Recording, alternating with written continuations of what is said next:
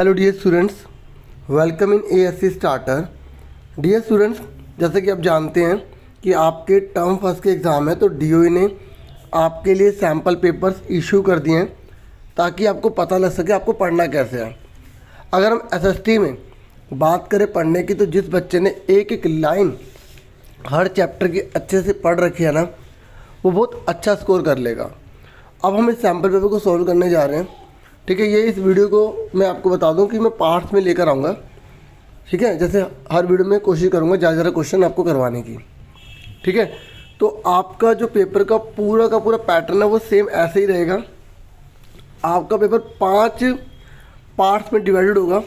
ठीक है, section A में आपके 27 क्वेश्चन आएंगे, सेक्शन बी में 28 से 31 तक होंगे जो 3-3 मार्क्स के होंगे, सेक्शन सी में आपके 32 से 65 होंगे जो 4-4 मार्क्स के होंगे, जिसमें आपको 80 शब्द से ज़्यादा नहीं लिखना, और जो 3 मार्क्स है उसमें भी 80 शब्द से ज़्यादा नहीं लिखना।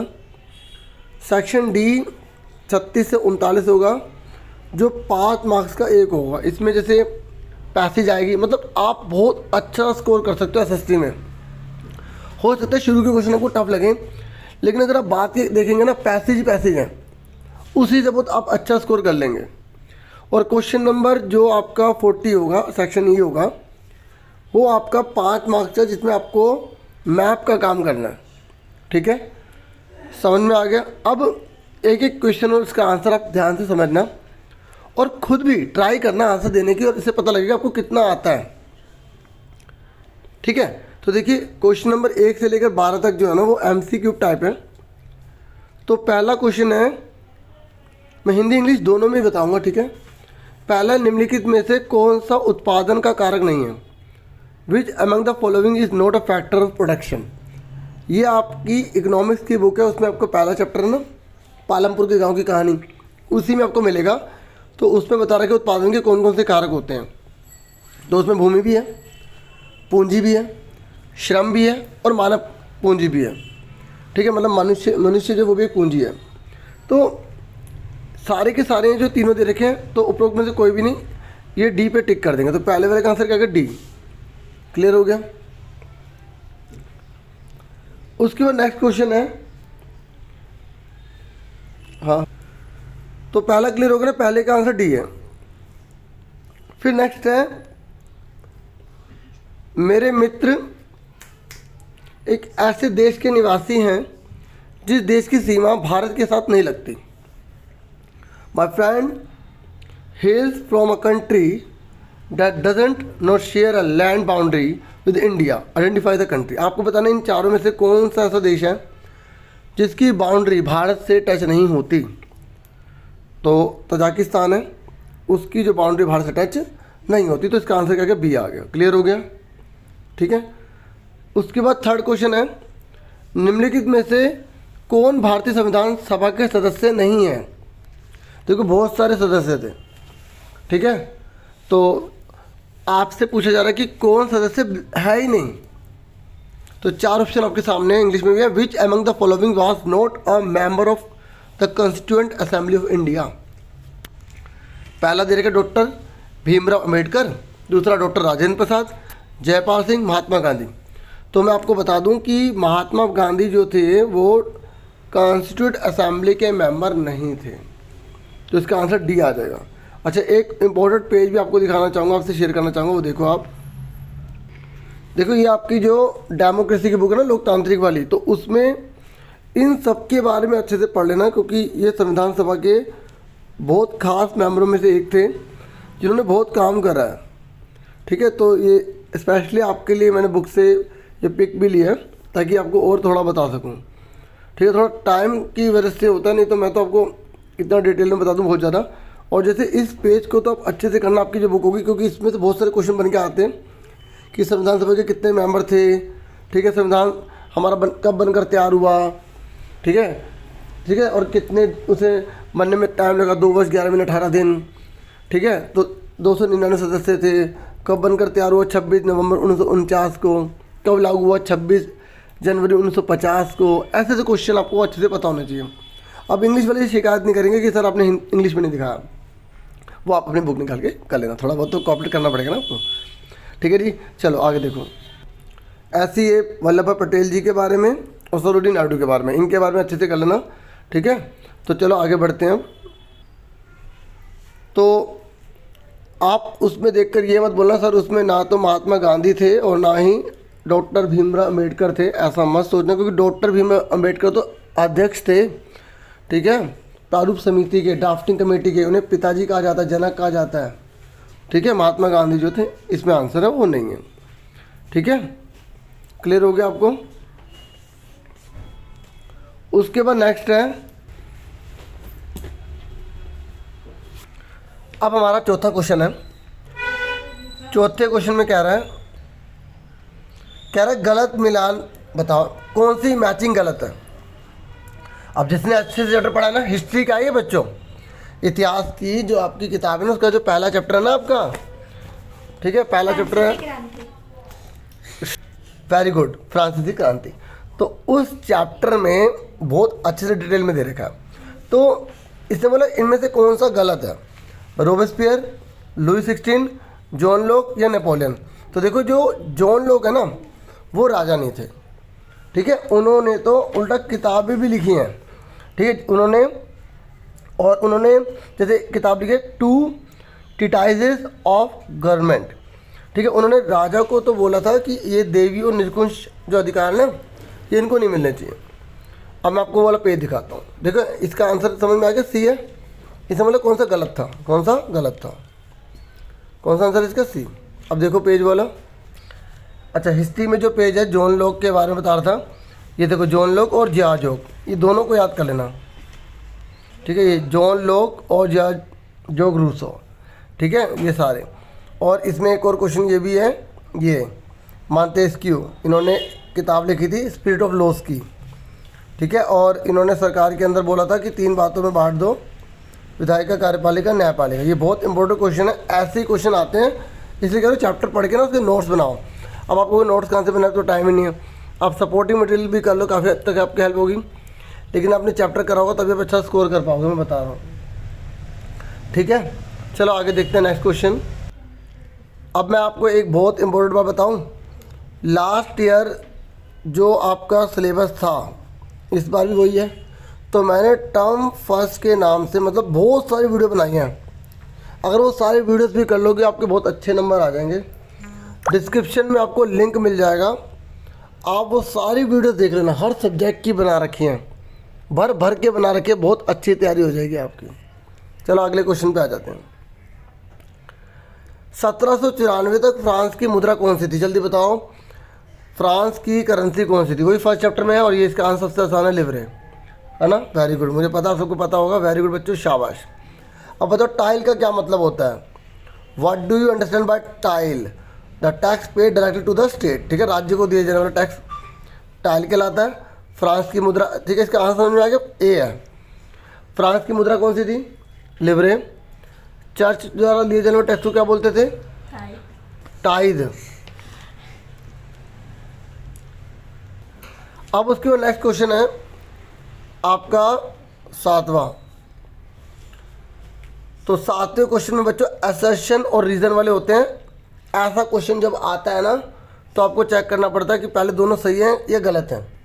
जब हम पता लगा लेते हैं सही है गलत, तो फिर हम देखते हैं कि जो रीज़न है ना, क्या वो ऊपर वाले का ही आंसर है, क्या ऊपर वाली जो घटना घट रही है वो नीचे वाले की वजह से घट रही है। और चेक करते हैं 7वां क्वेश्चन, देखो 7वां क्वेश्चन ये रहा, अरुणाचल एवं गुजरात के समय में 2 घंटे का अंतर होता है। ये आपकी ज्योग्राफी का चैप्टर पहला। तो आप बताओ अरुणाचल प्रदेश और गुजरात में टाइम का 2 घंटे का अंतर होता है, होता है। कह रहे हैं इसका कारण ये है कि भारत की मानक समय रेखा 82 डिग्री 30 मिनट है। तो ये बिल्कुल करेक्ट है, रीज़न भी सही है और असर्शन भी सही है। ये कह रहा है डिफरेंस जो होता है ना अरुणाचल प्रदेश और गुजरात का, वो 2 घंटे का होता है। तो ये ठीक है। और रीज़न दे रखा है कि इंडिया का जो प्राइम मेरिडियन है ना, वो 82 डिग्री 30 मिनट है। तो ये भी सही है, तो रीज़न भी ठीक है। तो इसलिए आंसर ए पे टिक कर देंगे। ए पे तब टिक करते हैं जब दोनों सही होते हैं और रीज़न भी सही होता है, ठीक है। तो 7वें का आंसर क्या आ गया हमारा, ए आ गया, ठीक है। 8वें क्वेश्चन पे आ जाओ। कह रहा है कौन सा लोकतंत्र के पक्ष में है, मतलब लोकतंत्र के फायदे या लोकतंत्र के कार्य बताता है, मतलब कौन लोकतंत्र डेमोक्रेसी के फेवर में है। देखो ये सारे ही फेवर में है, क्योंकि यहाँ लिखा है people feel themselves free and equal in democracy. ये कह रहा है जब लोकतंत्र होता है ना तो लोग अपने आप को फ्री और इक्वल समझते हैं। क्या समझते हैं? फ्री और इक्वल, ठीक है, मतलब स्वतंत्र और समान समझते हैं, बिल्कुल ठीक है। और लोकतंत्र में जब टकराव होते हैं तो उससे ज़्यादा अच्छा रिजल्ट आता है, ठीक है। जब लोकतंत्र यानी कि डेमोक्रेसी में जब कन्फ्लिक्ट होते हैं तो उससे अच्छा रिजल्ट आता है और बढ़िया है। डेमोक्रेसी में कन्फ्लिक्ट होना अच्छा है क्योंकि बहस होगी, निर्णय निकलेगा, मारकाट नहीं होगी। और तीसरा, लोकतंत्र में सरकारें ज़्यादा जिम्मेदार होती हैं, उत्तरदायी होती हैं, तो ये भी ठीक है, ये रिस्पॉन्सिबल होती है। जो भी डेमोक्रेसी के अंदर गवर्नमेंट बनेगी वो रिस्पॉन्सिबल होगी, क्योंकि अगर अकाउंटेबल भी होगी तो जवाब देना पड़ेगा, अगर नहीं देगी तो लोग अगली बार वोट ही नहीं देंगे।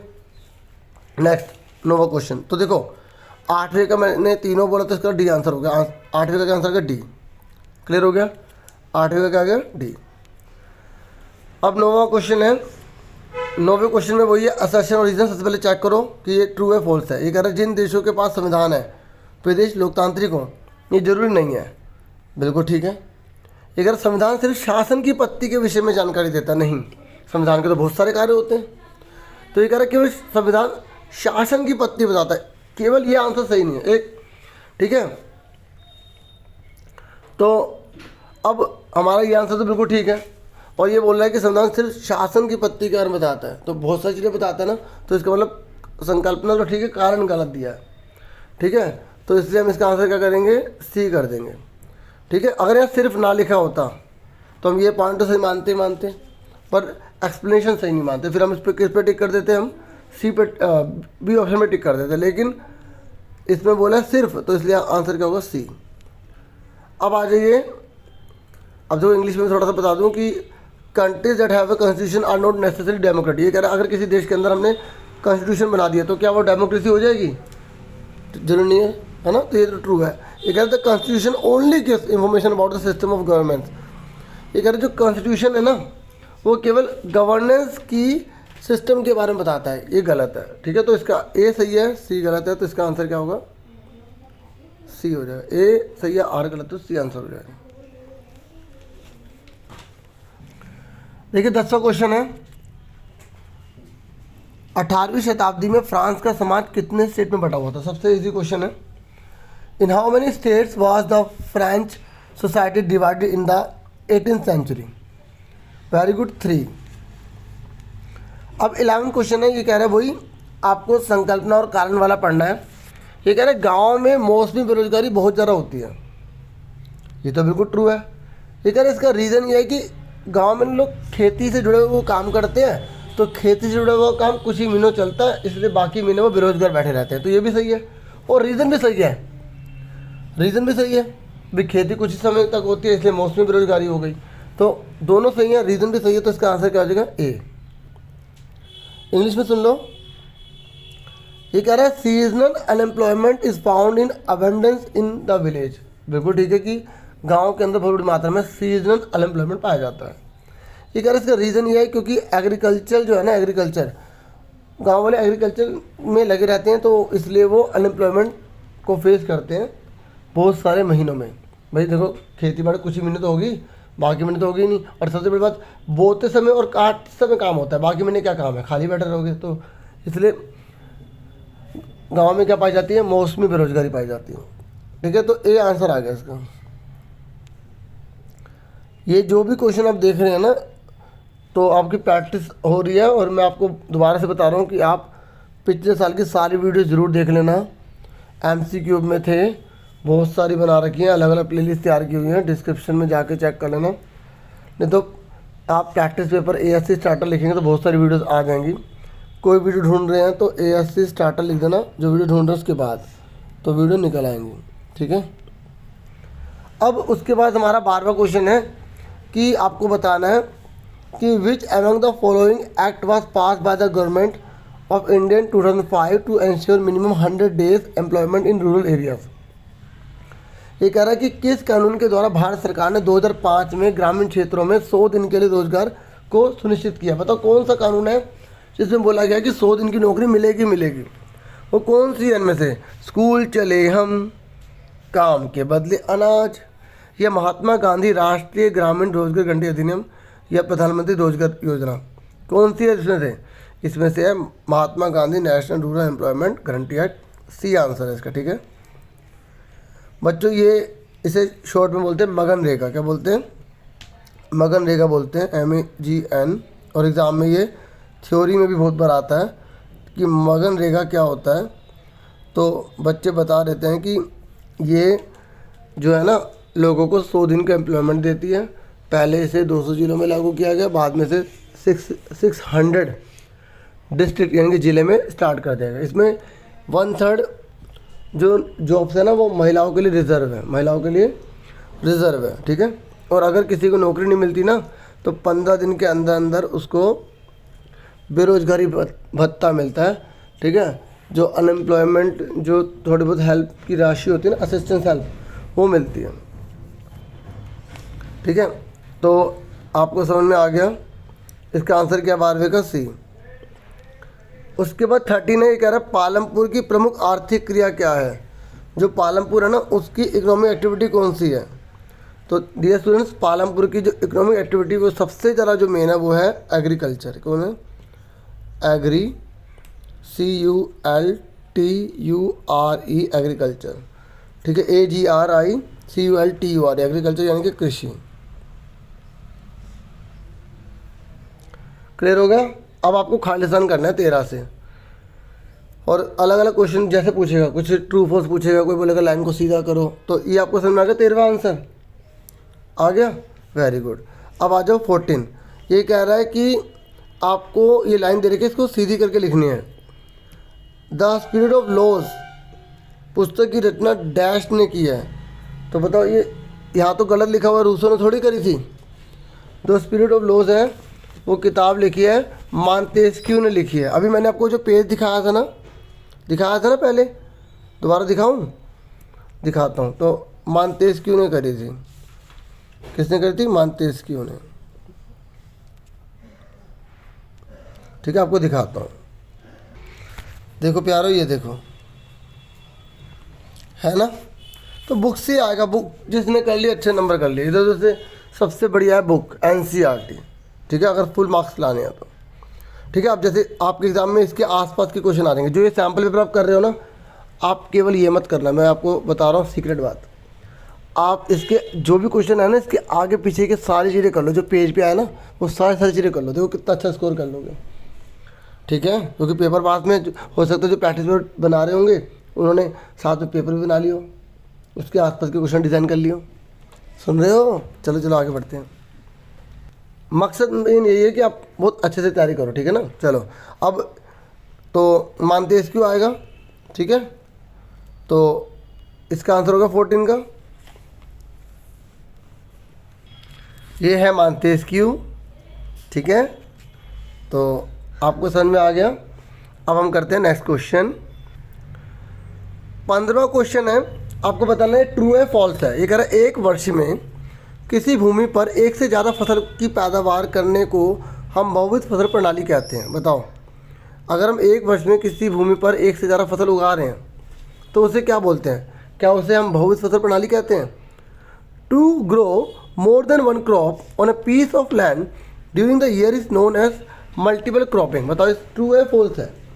ये ट्रू है, क्योंकि जब हम एक खेत में, ये इकोनॉमिक्स का क्वेश्चन है, ठीक है, अर्थशास्त्र में पहले चैप्टर में मिल जाएगा। अगर आप एक खेत में एक तरह फसल उगा रहे हो ना तो उसे क्या बोलते हैं? बहुविध फसल प्रणाली। तो ये क्या बच्चों? सत्य है, ठीक है। क्लियर हो गया? अब आ जाओ 16 क्वेश्चन पर। ये कह रहा है दिनेश दिल्ली में एक दिहाड़ी मजदूर है।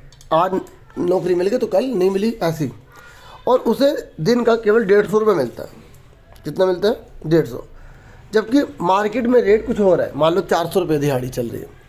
अब आप बताओ कि ये रोज़गार है या बेरोज़गार है?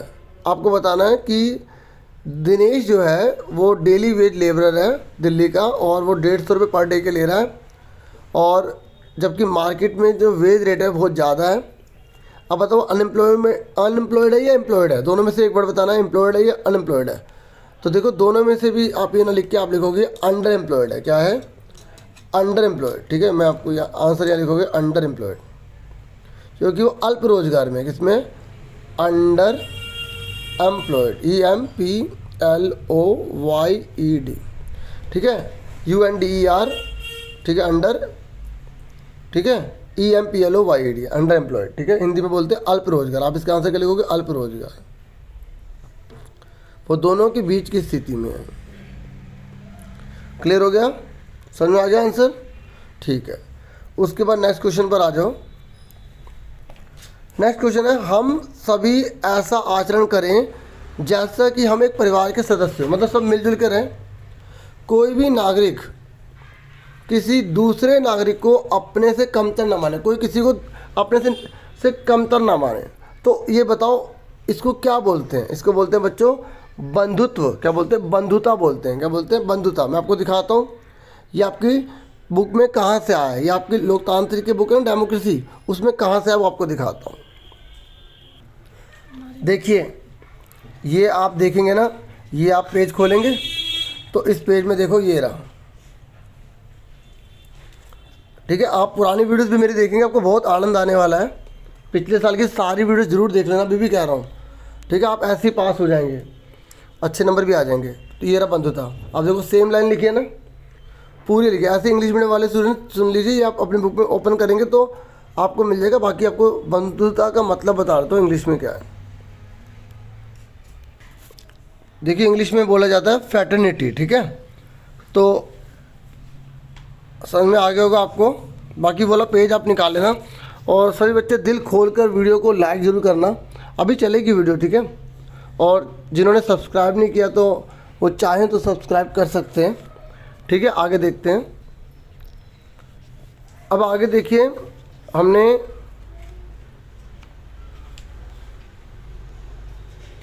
17 तक क्वेश्चन कर लिए है ना। अब 18वां, जो 18वां क्वेश्चन है वो ये कह रहा है कि डैश लेड अ मिलिट्री कोप इन पाकिस्तान इन अक्टूबर 1999। तो बताओ अक्टूबर 1999 में पाकिस्तान में जो सैनिक तख्ता पलट हुआ उसकी अगुवाई किसने करी थी? तो उसकी अगुवाई करी थी जनरल परवेज़ मुशर्रफ ने। ठीक है, किसने करी थी? जनरल परवेज़ मुशर्रफ ने। और ये है वो व्यक्ति, ठीक है, जनरल परवेज़ मुशर्रफ, जिन्होंने सैनिक तख्ता पलट किया था। और जो अब तक अभी किए हैं वो सारे हैं, है ना। तो ये 18 तक मैंने आपको करवा दिए। अब आगे देखो, अब 19वां क्वेश्चन है, कह रहा है कि महिमा जो है ना वो मालाबार तट पर है। कहाँ पर है? मालाबार तट पर है। और वह इस बात को लेकर दुविधा में है कि वह पूर्वी तटीय मैदान पर है या पश्चिम तटीय मैदान पर है। तो आपको इसका आंसर बताना है। तो मैं आपको बता दूं वो पश्चिम तटीय मैदान पर है। आपको एक डिफरेंस भी दिखा देता हूँ। ठीक है, वो आप देख लो। इंग्लिश में बोल देते कि महिमा जो है ना वो मालाबार कोस्ट पर है, तो वो कंफ्यूज हो गई कि अरे मैं कहाँ पर हूँ, ईस्टर्न कोस्टल प्लेन में हूँ या वेस्टर्न कोस्टल प्लेन में हूँ। तो वो बस ये आंसर लिखना, वेस्टर्न कोस्टल प्लेन। बुक में मतलब इसी में से छांटना था, ये या ये, तो ये आंसर आ गया। ठीक है, अब एक डिफरेंस दिखा देता हूँ। देखिए, ये सपोर्टिंग मटेरियल में से है। ठीक है, तो मैं एक ही लैंग्वेज में दिखा रहा हूँ, हिंदी में। तो आप जो ज्योग्राफी की आपकी बुक है ना, तो उसमें जो आपका चैप्टर है, चैप्टर नंबर 2, तो उसमें आपको आराम से मिल जाएगा ये। तो देखो बहुत सारी डिटेल में लिखा हुआ है, आप इसके बारे में और ज़्यादा जानकारी यहाँ से इकट्ठी कर सकते हैं। ठीक है, देखो ये। अच्छा, कुछ बच्चे कहेंगे सर हमारे पास तो सपोर्ट मटेरियल ही नहीं है। देखिए, सपोर्ट मटेरियल आप ऑनलाइन भी पढ़ सकते हैं। ठीक है, आप सपोर्ट मटेरियल ASC स्टार्टर लिखेंगे तो एक वीडियो आ जाएगी, उसमें डिस्क्रिप्शन में लिंक मिल जाएगा, उसे क्लिक करके आप सारे सपोर्ट मटेरियल गेट कर सकते हैं। नहीं तो आप कमेंट कीजिए, मैं एक नई वीडियो बना के सपोर्ट मटेरियल की प्रोवाइड कर दूंगा। ठीक है, चलो आगे देखो। नेक्स्ट है कि समानता शब्द से आप क्या समझते हैं, न्याय शब्द से आप क्या समझते हैं। देखिए, जो भी मैंने आपको एक पिक्चर दिखाई थी ना, इसी के अंदर से क्वेश्चन आया है। जैसे आपसे ये पूछ सकता है, ये वाला पूछ सकता है, ये पूछ सकता है, ये पूछ सकता है।